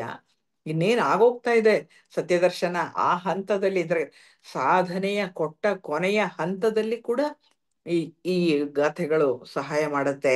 ಮತ್ತೆ ಇದೇ ಗಾಥೆಗಳೇನೆ ಸಂಸಾರದಲ್ಲಿದ್ದುಕೊಂಡು ನಿರ್ವಾಣದ ಹಾದಿಯನ್ನ ಹಿಡಿತೀನಿ ಅಂತ ಹೇಳಿ ಆಗ ತಾನೇ ಪ್ರಾರಂಭ ಮಾಡುವಂತಹ ಒಬ್ಬ ಸಾಧಕನಿಗೂ ಕೂಡ ಅಗತ್ಯವಾದಂತಹದ್ದು ಅದೇ ಗಾಥೆ, ಒಂದೇ ಗಾಥೆ. ಆದರೆ ಅದು 7 ರೀತಿಗಳಲ್ಲಿ ಅರ್ಥ ಮಾಡ್ಕೊಳ್ಬಹುದು ಅಂತ ಹೇಳ್ತಾರೆ. ನಿರ್ವಾಣದ ಹಂತದಲ್ಲಿರೋ ಅಂಥವ್ರಿಗೆ ನಿರ್ವಾಣಕ್ಕೆ ಅದು ಸಹಾಯ ಮಾಡಿಬಿಡುತ್ತೆ. ಆದ್ರೆ ಏನೂ ಗೊತ್ತಿಲ್ಲ, ಆದ್ರೆ ನನಗೆ ಈ ಸಂಸಾರ ಅನ್ನೋದು ಸಾಕು, ಇದು ಬರೀ ದುಃಖ ತುಂಬಿದೆ ಅನ್ನೋದು ನನಗೆ ಅರ್ಥ ಆಗಿದೆ, ಅದರಿಂದ ನಾನೀಗ ಈ ದಾರಿಗೆ ಬರ್ತಾ ಇದ್ದೀನಿ ಅಂತ ಹೇಳಿ ಯಾರಾದ್ರೂ ಸಾಧಕ ಪ್ರಾರಂಭ ಮಾಡ್ಬೇಕು ಅಂದ್ರೆ ಕೂಡ ಈ ಗಾಥೆಗಳು ಸಹಾಯ ಮಾಡತ್ತೆ, ಅಗತ್ಯ ಆಗತ್ತೆ. ಈ ಗಾಥೆಗಳಲ್ಲಿ ತುಂಬಿರುವುದೆಲ್ಲವೂ ಕೂಡ ಸಮ್ಯಕ್ ಜ್ಞಾನ, ಎಲ್ಲವೂ ಸಮ್ಯಕ್ ಜ್ಞಾನವೇ ತುಂಬಿರುವಂತಹದ್ದು. ಅಂದ್ರೆ ಇವುಗಳು ಅರಿವಿನ ಆಗರ ಅಂತ ಹೇಳ್ತಾರೆ. ಅಂದ್ರೆ ಅರಿವಿನ ಆಗರ, ಅರಿವೇ ತುಂಬಿರುವಂತದ್ದು, ಬೇರೆ ಏನೂ ಇಲ್ಲ ಅಲ್ಲಿ ಬರಿದೆ ಅಂತ ಹೇಳಿ ಅದನ್ನ ಓದಿದಂತಹ ವಿಮರ್ಶೆ ಮಾಡುವಂತಹ ಅನೇಕ ವಿಮರ್ಶಕರ ಅಭಿಪ್ರಾಯ ಇವುಗಳು ಅರಿವಿನ ಆಗರ. ಇವುಗಳನ್ನ ಬರಿಯ ಓದುವುದಲ್ಲ, ಮನನ ಮಾಡೋದಲ್ಲ, ಅದನ್ನ ಅದ್ರ ಜೊತೆಗೆ ನಮ್ಮ ಜೀವಿತದಲ್ಲಿ ನಾವು ಸಾಧನೆಗೆ ಅಳವಡಿಸ್ಕೊಳ್ಬೇಕು ಅನ್ನುವಂತಹ ಮಾತನ್ನ ಅವರು ಹೇಳ್ತಾರೆ. ನಾವು ಅಂದ್ರೆ ಸಾಧಕರು ಈಗ ನಾವ್ ಏನ್ ಮಾಡ್ಬೇಕು ಅಂತ ಹೇಳಿ ಕೂಡ ಈ ಈ ಧರ್ಮಪದದ ವಿಷಯದಲ್ಲಿ ತಿಳ್ಕೊಳ್ತಾ ನಾವು ಹೇಳ್ಬೇಕಾಗತ್ತೆ. ಲೋಭ, ಮೋಹ ಮತ್ತು ದ್ವೇಷ, ಈ ಮೂರನ್ನ ನಾವು ತೊರೆಯಬೇಕು. ಲೋಭ ನಮ್ಗೆ ಗೊತ್ತಿದೆ, ಅದು ಬೇಕು ಇದು ಬೇಕು, ಅದು ಬೇಕು ಇದು ಬೇಕು ಅನ್ನುವಂತಹದ್ದು ಯಾವುದೂ ಬೇಕಾಗಿಲ್ಲ. ಯಾವುದು ಬರ್ಬೇಕೋ ನನ್ನ ಪಾಲಿಗೆ ಬರ್ಬೇಕಾದದ್ದು ಖಂಡಿತ ಬಂದೇ ಬರುತ್ತೆ. ಹಾಗಾಗಿ ನಾವು ಆಸೆ ಪಡುವ ಅಗತ್ಯವೇ ಇಲ್ಲ. ಏನು ನಮ್ಮ ಪಾಲಿಗಿದೆ, ನಮ್ಮ ಕರ್ಮಾನುಸಾರ ಬರ್ಬೇಕೋ ಅದು ನಾವು ಬೇಡ ಅಂದ್ರೂ ಕೂಡ ಬಂದೇ ಬರತ್ತೆ. ಅದರಿಂದ ಲೋಭ ಬೇಕಾಗಿಲ್ಲ. ಇನ್ನ ಮೋಹ, ಪ್ರತಿಯೊಂದರ ಮೇಲೂ ನಾವು ಅಂಟ್ಕೊಂಡ್ಬಿಡ್ತೀವಿ ಪ್ರಪಂಚಕ್ಕೆ ಬಹಳ ಬೇಗ. ಹುಟ್ಟುತ್ತೀವಿ, ತಂದೆ ತಾಯಿಗಳು ಅಂಟ್ಕೊಂಡಿರ್ತೀವಿ, ಆಮೇಲೆ ಇನ್ಯಾರಿಗೂ ಅಂಟ್ಕೊಳ್ತೀವಿ, ಸ್ನೇಹಿತರಿಗೆ ಅಂಟ್ಕೊಳ್ತೀವಿ, ಪ್ರತಿಯೊಂದು ವಿಷಯಕ್ಕೆ ಅಂಟ್ಕೊಳ್ತೀವಿ, ಪ್ರತಿಯೊಂದು ವಸ್ತುಗಳಿಗೆ ಅಂಟ್ಕೊಂತೀವಿ, ತತ್ವಶಾಸ್ತ್ರಕ್ಕೆ ಅಂಟ್ಕೊಳ್ತೀವಿ, ಗುರುಗಳಿಗೆ ಅಂಟ್ಕೊಳ್ತೀವಿ, ಎಲ್ಲದಕ್ಕೂ ಅಂಟ್ಕೊಳ್ತೀವಿ, ಪ್ರತಿಯೊಂದಕ್ಕೂ ಕೂಡ ಅಂಟ್ಕೊಳ್ತೀವಿ. ಇದು ಮೋಹ. ವಿಷಯವನ್ನ ತಿಳ್ಕೊಳ್ಬೇಕು, ಆದರೆ ಮೋಹ ಬೇಕಾಗಿಲ್ಲ. ಈ ಮೋಹವನ್ನ ನಾವು ಬಿಡ್ಬೇಕಾಗತ್ತೆ. ಮೋಹ ಬಿಟ್ಟಾಗಲೇ ಮನಸ್ಸಿಗೆ ಮುಕ್ತಿ. ಮನಸ್ಸಿನಿಂದ ಮೋಹ ಒಳಗಾಗುವಂತಹದ್ದು, ಭ್ರಮೆಯಿಂದ ಮುಕ್ತಿ, ಮೋಹದಿಂದ ಮುಕ್ತಿ, ಮಾಯೆಯಿಂದ ಮುಕ್ತಿ, ಇವೆಲ್ಲವೂ ಮುಕ್ತ ಆಗಬೇಕಾಗತ್ತೆ ಸಾಧಕ ಮುಂದುವರಿಬೇಕಾದ್ರೆ. ಹಾಗಾಗಿ ಲೋಭ ಮೊದಲನೇದು, ಅದನ್ನ ಬಿಡ್ಲೇಬೇಕು. ನಂತರ ಬರುವಂತಹದ್ದು ಮೋಹ. ಈ ಮೋಹವನ್ನ ಬಿಟ್ಟು ಪ್ರೀತಿ ಮಾತ್ರವೇ ಉಳಿಯಬೇಕು. ಪ್ರೀತಿ ಅಂದ್ರೆ ಎಲ್ಲರನ್ನ ಒಂದನ್ನಾಗಿ ನೋಡುವಂತಹ, ನನ್ನನ್ನ ಅವರಲ್ಲಿ ಕಾಣುವ, ಅವರನ್ನ ನನ್ನಲ್ಲಿ ಕಾಣುವ, ಇಡೀ ಪ್ರಪಂಚದಲ್ಲಿರುವ ಎಲ್ಲವೂ ಒಂದೇ ಅನ್ನುವಂತಹ, ಪ್ರತಿಯೊಬ್ಬರಿಗೂ ಪ್ರೀತಿ ನೀಡುವಂತಹದ್ದನ್ನ ಕಲಿಯಬೇಕೆ ಹೊರತು ಅದು ನಮಗೆ ಬರ್ಬೇಕೆ ಹೊರತು ಮೋಹ ಅಲ್ಲ. ಹಾಗಾಗಿ ಇಲ್ಲಿ ಮೋಹದ ಜಾಗದಲ್ಲಿ ಪರಮ ಪ್ರೀತಿ ಬರ್ಬೇಕಾಗತ್ತೆ. ಲೋಭ ಕಳ್ಕೋಬೇಕು, ಮೋಹ ಕಳ್ಕೊಳ್ಬೇಕು. ದ್ವೇಷ, ಯಾವಾಗ ನನಗೆ ಸಿಗಲಿಲ್ಲ ಮನಸ್ಸಿನಲ್ಲಿ ಒಂದು ಅಳುಕು, ಒಂದು ರೀತಿಯ ಒಂದು ದ್ವೇಷ ಶುರುವಾಗ್ತದೆ. ಆ ದ್ವೇಷ ನಮ್ಗೆ ಬೇಕಾಗಿಲ್ಲ. ಆ ದ್ವೇಷ ಅದನ್ನ ತೊರೆದಾಗ ಮನಸ್ಸು ನಿರ್ಮಲವಾಗತ್ತೆ. ಅಲ್ಲಿ ತನಕ ಮನಸ್ಸು ನಿರ್ಮಲ ಆಗಲ್ಲ. ಯಾವಾಗ ಲೋಭ, ಮೋಹ ಮತ್ತು ದ್ವೇಷಗಳನ್ನ ನಾವು ತೊರೀತೇವೋ, ಅದಿಲ್ಲದಂತೆ ಮಾಡ್ಕೊಳ್ತೇವೋ, ಮನಸ್ಸು ಪರಿಶುದ್ಧ ಆಗತ್ತೆ. ಆ ಪರಿಶುದ್ಧ ಮನಸ್ಸಿಗೆ ಮಾತ್ರ ಸತ್ಯದ ಸಾಕ್ಷಾತ್ಕಾರ ಮಾಡ್ಕೊಳ್ಳಿಕ್ಕೆ ಸಾಧ್ಯ, ಇಲ್ಲದೆ ಇದ್ರೆ ಸಾಧ್ಯ ಇಲ್ಲ.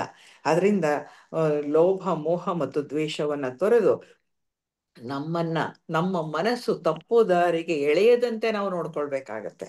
ನಮ್ಮನ್ನ ನಾವು ಕಾಪಾಡ್ಕೊಳ್ಬೇಕು. ಅದಕ್ಕೆ ಬೇಕಾದದ್ದು ಸತತ ಎಚ್ಚರ ಅಥವಾ ಆಯ್ಕೆ ಇಲ್ಲದ ಎಚ್ಚರ. ಆ ಎಚ್ಚರಿಕೆಯಿಂದ ಇದ್ದರಷ್ಟೇ, ಅಂದ್ರೆ ಅದಿದ್ದಾಗ ಮಾತ್ರವೇ ನಮ್ಮ ಮನಸ್ಸು ನಮ್ಮನ್ನ ತಪ್ಪು ದಾರಿಗೆ ಎಳೆಯದಂತೆ ನೋಡಿಕೊಳ್ಳಲು ಸಾಧ್ಯ. ಇಲ್ದಲೇ ಇದ್ರೆ ನಾವು ತಪ್ಪು ದಾರಿಗೆ ಹೋಗ್ಬಿಡುತ್ತೇವೆ. ಹಾಗಾಗಿ ಈ ಲೋಭ, ಮೋಹ, ದ್ವೇಷಗಳನ್ನ ತೊರೆಯಬೇಕು. ಮನಸ್ಸು ನಮ್ಮನ್ನ ತಪ್ಪು ದಾರಿಗೆ ಎಳೆಯದಂತೆ ನೋಡಿಕೊಳ್ಳಬೇಕು. ಅದರ ಜೊತೆಗೆ ಸಾಧನೆಯನ್ನ ಮುಂದುವರೆಸಬೇಕು. ಈಗ ನಾವು ಏನ್ ಮಾಡ್ತಾ ಇದೀವಿ ಆ ಸಾಧನೆಯನ್ನ ನಾವು ಮುಂದುವರೆಸಬೇಕಾದ್ರೆ ಅಪ್ರಮಾದ ಅಂದ್ರೆ ಎಚ್ಚರದ ಸ್ಥಿತಿ ನಮ್ಮಲ್ಲಿ ಇರಬೇಕು. ಎಚ್ಚರ ಇದ್ದಾಗ ಮಾತ್ರವೇ ನಮ್ಗೆ ಮುಂದುವರಿಯೋಕ್ಕಾಗತ್ತೆ, ಹೊರತು ಇಲ್ದಿದ್ರೆ ಮುಂದುವರಿಯೋದಕ್ಕೆ ಸಾಧ್ಯ ಇಲ್ಲ. ಹಾಗಾಗಿ ಆವಾಗ ನಮ್ಮ ಸಾಧನೆ ಕೂಡ ಮುಂದುವರಿತಾ ಹೋಗುತ್ತೆ. ಅದರಂತೆ ನಾವು ಮುಂದುವರಿಬೇಕಾಗತ್ತೆ. ಇನ್ನು ಮನಸ್ಸನ್ನ ಹಿಡಿತದಲ್ಲಿರೋದು ಕಷ್ಟ, ನಿಜ, ಖಂಡಿತ ನಿಜ. ಆದ್ರೆ ಪ್ರತಿಯೊಬ್ರು ಪ್ರಾರಂಭದಲ್ಲಿ ಧ್ಯಾನವನ್ನ ಮಾಡುವಾಗ ಅದೆಲ್ಲ ಅನುಭವಿಸಿರ್ತೀವಿ ನಾವು. ಆದ್ರೆ ಅದು ಕಷ್ಟ ನಿಜ, ಆದ್ರೆ ಅಸಾಧ್ಯವಲ್ಲ. ಅದು ಅಸಾಧ್ಯ ಅಂತ ಯಾವತ್ತೂ ಅಂದ್ಕೊಳ್ಬೇಕಾಗಿಲ್ಲ. ಅದು ಸಾಧ್ಯ. ಮನಸ್ಸನ್ನ ಅದು ನಮ್ಮ ಹಿಡಿತಕ್ಕೆ ಬರ್ಲಿಕ್ಕೆ ಸಾಧ್ಯವಿದೆ. ಆದ್ರೆ ಅದರಿಂದ ಧಮ್ಮಪದ ಅನ್ನುವಂತಹ ಈ ಬೆಳಕನ್ನ ಆಧರಿಸಿ ನಾವು ಮುನ್ನಡಿಬೇಕಾಗತ್ತೆ. ಧಮ್ಮಪದದ ಬೆಳಕಿನಲ್ಲಿ ಮನಸ್ಸನ್ನ ನಮ್ಮ ಹಿಡಿತಕ್ಕೆ ತೆಗೆದುಕೊಳ್ಳಿಕ್ಕೆ ಸಾಧ್ಯ. ಅದನ್ನ ಕಂಟ್ರೋಲ್ ಅಂತ ನಾ ಹೇಳಲ್ಲ, ಮನಸ್ಸನ್ನು ಕಂಟ್ರೋಲ್ ಮಾಡ್ಲಿಕ್ಕೆ ಆಗೋದಿಲ್ಲ. ಅದು ನಮ್ಮ ವಶಕ್ಕೆ ಬರ್ಬೇಕಾಗತ್ತೆ ಅಷ್ಟೇ. ಹಾಗಾಗಿ ಅದು ಯಾವ ರೀತಿ ಬೇಕೋ ಆ ರೀತಿಯಾಗಿ ಪರಿಶುದ್ಧವಾಗಿ ಕಾಯ್ತಾ ಇರ್ಬೇಕಾಗತ್ತೆ. ಆ ಸ್ಥಿತಿಗೆ ತರಲಿಕ್ಕೆ ಸಾಧ್ಯ ಇದೆ. ಧಮ್ಮಪದ ಅನ್ನುವಂತಹ ಈ ಬೆಳಕನ್ನ ಆಧರಿಸಿ ನಾವು ಮುನ್ನಡೆದ್ರೆ ಖಂಡಿತವಾದಂತಹ ನಮ್ಮ ಗುರಿಯಾದ ನಿರ್ವಾಣವನ್ನ ತಲುಪ್ತೇವೆ. ನಿರ್ವಾಣದ ಬಗ್ಗೆ ನಾವು ಏನು ಹೇಳಲಿಕ್ಕೆ ಸಾಧ್ಯನೇ ಇಲ್ಲ. ನಿರ್ವಾಣ ಅನ್ನುವಂತಹದ್ದು ಅತ್ಯಂತ ಆನಂದದ, ಪರಮಾನಂದದ ಒಂದು ಸ್ಥಿತಿ. ಯಾವುದೇ ಒಂದು ರೀತಿಯ ಓರೆಕೋರೆಗಳಿಲ್ಲದಂತಹ ಪರಮಾನಂದದ ಒಂದು ಸ್ಥಿತಿಯನ್ನು ನಾವು ತಲುಪಲಿಕ್ಕೆ ಸಾಧ್ಯ ಇದೆ. ಅಂತಹ ಅಪೂರ್ವವಾದಂತಹ ಗಾಥೆಗಳ ಸಂಗ್ರಹ ಈ ಒಂದು ಧಮ್ಮಪದ ಅನ್ನುವಂತಹ ಗ್ರಂಥದಲ್ಲಿ ಗಾಥೆಗಳ ರೂಪದಲ್ಲಿ ಕೊಡಲ್ಪಟ್ಟಿದೆ. ಇದು ಅಪೂರ್ವವಾದಂತಹ ಒಂದು ಸಂಗ್ರಹ ಅಂತ ಹೇಳ್ಬೋದು. ಅವುಗಳ ಜೊತೆಗೆ ಭಗವಾನ್ ಬುದ್ಧರು ಯಾವ ಸಂದರ್ಭದಲ್ಲಿ ಈ ಗಾಥೆಯನ್ನ ಹೇಳಿದ್ರು, ಅದಕ್ಕೆ ಈ ಉಪದೇಶ ಕೊಡಲಿಕ್ಕೆ ಆ ವ್ಯಕ್ತಿ ಯಾವ ಸ್ಥಿತಿಯಲ್ಲಿದ್ದ, ಅಂದ್ರೆ ಅದರ ಹಿಂದಿನ ಹಿನ್ನೆಲೆ ಏನು, ಅದು ಕಥೆಗಳ ರೂಪದಲ್ಲೇ ಬರುತ್ತೆ. ಒಂದು ಮಾಗಂಧಿಯ ಆಗಿರ್ಬೋದು, ಯಾರೇ ಒಬ್ಬ ವ್ಯಕ್ತಿ ಆಗಿರ್ಬೋದು, ಅನೇಕ ಜನ ಒಂದೊಂದು ಗಾಥೆಯು ಇನ್ನು ಒಬ್ಬೊಬ್ಬರಿಗೆ ಕೊಟ್ಟಂತಹದ್ದು. ಹಾಗಾಗಿ ಸುಮಾರು 423 ಕಥೆಗಳನ್ನ ನಾವು ಓದಬೇಕಾಗತ್ತೆ. ಅದರಲ್ಲೆಲ್ಲ ಎಷ್ಟು ವಿಷಯಗಳು ಅಡಗಿದೆ ಅಂತ ಹೇಳಿದ್ರೆ, ಹೇಗೆ ಅವರು ಅದರಿಂದ ಬಿಡಿಸ್ಕೊಂಡು ಮುಂದಕ್ಕೆ ಹೋಗ್ತಾರೆ, ಅವರ ಸಾಧನೆ ಹೇಗೆ ಮುಂದುವರಿಯುತ್ತೆ ಈ ಗಾಥೆಯನ್ನ ಕೇಳಿದ ತಕ್ಷಣ, ಅವರ ಮನಸ್ಸಿಗೆ ಹೊಳೆಯುವ ಜ್ಞಾನ ಯಾವುದು ಈ ಒಂದು ಗಾಥೆಯಿಂದ ಅನ್ನೋದನ್ನ ನಾವು ತಿಳ್ಕೊಳ್ಬಹುದು. ಹಾಗಾಗಿ ಯಾವ ಸಂದರ್ಭ ಅನ್ನೋದು ಇಲ್ಲಿ ಬಹಳ ಮುಖ್ಯ ಆಗ್ತಾ ಹೋಗುತ್ತೆ. ಆ ಸಂದರ್ಭದಲ್ಲಿ ಯಾರಿಗೆ ಈ ಉಪದೇಶವನ್ನ ಕೊಟ್ರು ಅನ್ನೋದನ್ನ ಕೂಡ ನಾವು ಕಥೆಗಳ ರೂಪದಲ್ಲಿ ತಿಳ್ಕೊಳ್ತಾ ಹೋಗೋಣ. ಅವಾಗ ಏನಾಗುತ್ತೆ, ಕಥೆಗಳ ರೂಪದಲ್ಲಿ ಅದನ್ನ ತಿಳ್ಕೊಂಡಾಗ ಆ ಆ ಗಾಥೆ ಇದೆಯಲ್ಲ, ಅದು ನಮ್ಮ ಮನಸ್ಸಿನಲ್ಲಿ ಕೂರುತ್ತೆ. ಅವಾಗ ಮುಂದೆ ಕೂಡ ಯಾವಾಗ್ಲೂ ಜ್ಞಾಪಕದಲ್ಲಿ ಇರುವಂತಹ ಒಂದು ಸ್ಥಿತಿಯಲ್ಲಿ ನಾವಿರ್ಲಿಕ್ಕೆ ಸಾಧ್ಯ ಆಗತ್ತೆ. ಹಾಗಾಗಿ ಈ ಗಾಥೆಗಳನ್ನ ಅದರ ಯಾರಿಗೆ ಉಪದೇಶ ಕೊಟ್ರು ಮತ್ತೆ ಯಾವ ಸಂದರ್ಭದಲ್ಲಿ ಕೊಟ್ರು, ಅದರ ಹಿನ್ನೆಲೆ ಏನು, ಇಷ್ಟು ವಿಷಯಗಳನ್ನ ನಾವು ಮುಂದಿನ ದಿವಸಗಳಲ್ಲಿ ತಿಳ್ಕೊಳ್ತಾ ಹೋಗೋಣ. ನಾವು ಏನ್ ಮಾಡ್ತೀವಿ ಅಂದ್ರೆ, ಗಾಥೆಗಳ ಜೊತೆ ಕಥೆನೂ ತಿಳ್ಕೊಳ್ತಾ ಇದೀವಲ್ವಾ, ಅದು ಬರೀ ಕಥೆ ಅಲ್ಲ. ಅದು ಕಥೆ ಅಥವಾ ಯಾರೋ ಹೇಳಿದ್ದು ಅಡ್ಗೋಲಜ್ಜಿ ಕತೆ ಆ ತರ ಅಲ್ವೇ ಅಲ್ಲ. ಆ ಕಥೆಗಳು ಬರೀ ಕಥೆ ಅಲ್ಲ. ಯಾರಿಗೆ ಆ ಗಾಥೆ ಹೇಳಲ್ಪಟ್ಟಿತೋ ಅವರು ಅದನ್ನ ಅರ್ಥ ಮಾಡ್ಕೊಂಡ್ರು. ಅರ್ಥ ಮಾಡಿಕೊಂಡ ತಕ್ಷಣ ಏನಾಯ್ತು, ಅವರು ಅರ್ಹಂತರಾದರು. ಅಂತಹ ಜ್ಞಾನ ತುಂಬಿದಂತಹ ಗಾಥೆಗಳು ಇವು ಆಗಿರೋದ್ರಿಂದ ಜ್ಞಾನದ ಸಾಗರ, ಜ್ಞಾನದ ಸಮುದ್ರ ಅಂತ ಹೇಳ್ಬೋದು ಅಂತಹ ಗಾಥೆಗಳು. ಅದರಿಂದ ಇವುಗಳನ್ನ ಬರೀ ಓದಿದ್ರೆ ಸಾಕಾಗಲ್ಲ, ಅವುಗಳ ವಿಷಯಗಳ ಬಗ್ಗೆ ಧ್ಯಾನ ಮಾಡ್ಬೇಕಾಗತ್ತೆ. ದಿನ ಒಂದು ಗಾಥೆಯನ್ನ ಆರಿಸ್ಕೊಂಡು ಅದರ ಬಗ್ಗೆ ಹಿನ್ನೆಲೆಯನ್ನ ತಿಳ್ಕೊಂಡು ಅದರ ಕಥೆಯನ್ನ ಕೂಡ ತಿಳ್ಕೊಂಡು ನಾವು ಧ್ಯಾನ ಕಾಲದಲ್ಲಿ ಅದರ ಬಗ್ಗೆ ಸ್ವಲ್ಪ ಧ್ಯಾನ ಮಾಡಿದಾಗ ಏನಾಗುತ್ತೆ ಅಂದ್ರೆ, ಆ ಇಡೀ ಸಂಪೂರ್ಣ ಗಾಥೆ ನಮ್ಗೆ ಅರ್ಥ ಆಗತ್ತೆ, ಆ ಹಿನ್ನೆಲೆ ಅರ್ಥ ಆಗತ್ತೆ, ಧರ್ಮ ಅರ್ಥ ಆಗತ್ತೆ. ಧರ್ಮ ಅರ್ಥ ಆದ್ಮೇಲೆ ನಮ್ಮ ದಾರಿ ಸುಗಮವಾಗಿ ಮುಂದಕ್ಕೆ, ಅಂದ್ರೆ ಸಾಧನೆಯ ಪಥ ಮುಂದಕ್ಕೆ ತೆರೆದುಕೊಳ್ಳುತ್ತೆ. ಹಾಗಾಗಿ ಅಲ್ಲಿ ಬಗ್ಗೆ ಧ್ಯಾನವನ್ನ ಮಾಡ್ಬೇಕಾಗತ್ತೆ. ಧ್ಯಾನ ಮಾಡೋದ್ರ ಜೊತೆಗೆ ವಿಚಾರ ಮಾಡಬೇಕು. ಆಗ ಅವುಗಳಲ್ಲಿರುವಂತಹ ಸತ್ಯ ನಮಗೆ ನಿಜವಾಗಿ ಸತ್ಯ ತಿಳಿತಾ ಹೋಗುತ್ತೆ. ಅವುಗಳಲ್ಲಿ ಎಷ್ಟು ಅಂತರ್ದೃಷ್ಟಿ ತುಂಬಿದೆ ಅಂತ ಹೇಳಿದ್ರೆ, ಆ ಅಂತರ್ದೃಷ್ಟಿ ನಮಗೂ ಕೂಡ ದೊರಕಲಿಕ್ಕೆ ಸಾಧ್ಯ ಇದೆ. ಅಂತರ್ದೃಷ್ಟಿ ನಮಗೂ ದೊರಕತ್ತೆ. ಹಾಗೆ ಏಕೆಂದ್ರೆ ಈ ಗಾಥೆಗಳು ಎಲ್ಲಿಂದ ಬಂದಿದ್ದು ಅನ್ನೋದನ್ನ ಅರ್ಥ ಮಾಡ್ಕೊಂಡ್ರೆ ನಮಗೆ ಯಾಕೆ ಅಂತರ್ದೃಷ್ಟಿ ಬರುತ್ತೆ ಅನ್ನೋದು ಗೊತ್ತಾಗತ್ತೆ.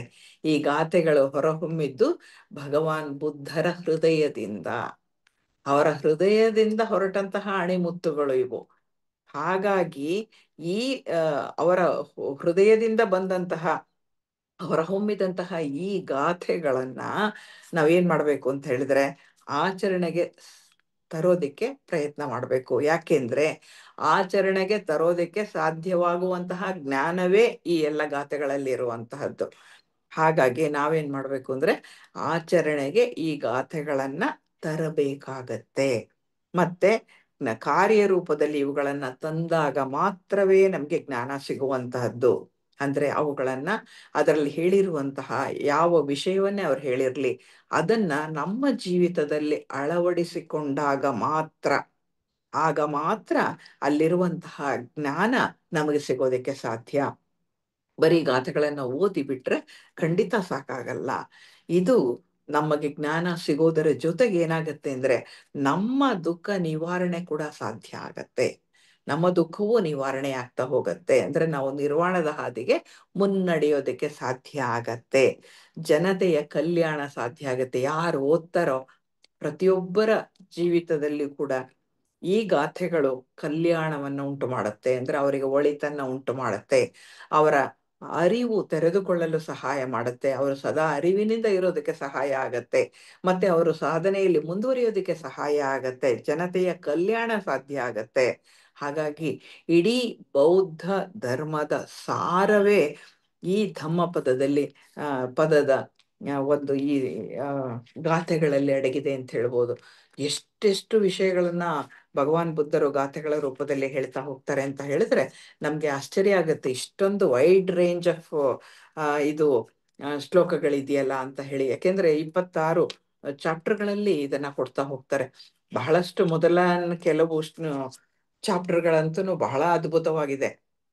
ಅವುಗಳನ್ನ ಒಂದೊಂದೇ ಚಾಪ್ಟರ್ ನಲ್ಲಿರುವಂತಹ ಗಾಥೆಗಳ ಬಗ್ಗೆ ಮತ್ತೆ ಅದರ ಹಿನ್ನೆಲೆಯಲ್ಲಿ ಬರುವಂತಹ ಕಥೆಗಳು, ಅಂದ್ರೆ ಅದು ಕಥೆಗಳೆಲ್ಲ ಆ ವ್ಯಕ್ತಿ ಇದ್ದಂತಹ ಪರಿಸ್ಥಿತಿ, ಆ ಪರಿಸರ, ಅವನ ಸ್ಥಿತಿ ಏನಿತ್ತು, ಆಗ ಈ ಗಾಥೆ ಅವನಿಗೆ ಯಾವ ರೀತಿ ಸಹಾಯ ಮಾಡ್ತು ಅನ್ನೋದ್ರ ಬಗ್ಗೆ ಕೂಡ ಅರ್ಥ ಮಾಡ್ಕೊಳ್ತಾ ಮುಂದಿನ ತಿಂಗಳಿಂದ ಬೌದ್ಧ ಧರ್ಮದ ಈ ಸಾರವಾಗಿರುವಂತಹ ಧಮ್ಮ ಪದದ ಕೆಲವು ಚಾಪ್ಟರ್ಗಳನ್ನ ನಾವು ನೋಡುವಂತಹ ಒಂದು ಪ್ರಯತ್ನವನ್ನ ಮಾಡೋಣ. ಇಲ್ಲಿ ಇದುವರೆಗೂ ಕೂಡ ನಾನು ಮಾತಾಡ್ಲಿಕ್ಕೆ ಅವಕಾಶ ಮಾಡಿಕೊಟ್ಟಂತಹ ಫೆಡರೇಷನ್ ಪದಾಧಿಕಾರಿಗಳಿಗೆ ವಂದನೆಗಳನ್ನು ಅರ್ಪಿಸುತ್ತಾ ಇದನ್ನ ಮುಕ್ತಾಯ ಮಾಡ್ತಾ ಇದ್ದೇನೆ. ಏನಾದ್ರೂ ಪ್ರಶ್ನೆಗಳಿದ್ರೆ ಕೇಳ್ಬೋದು.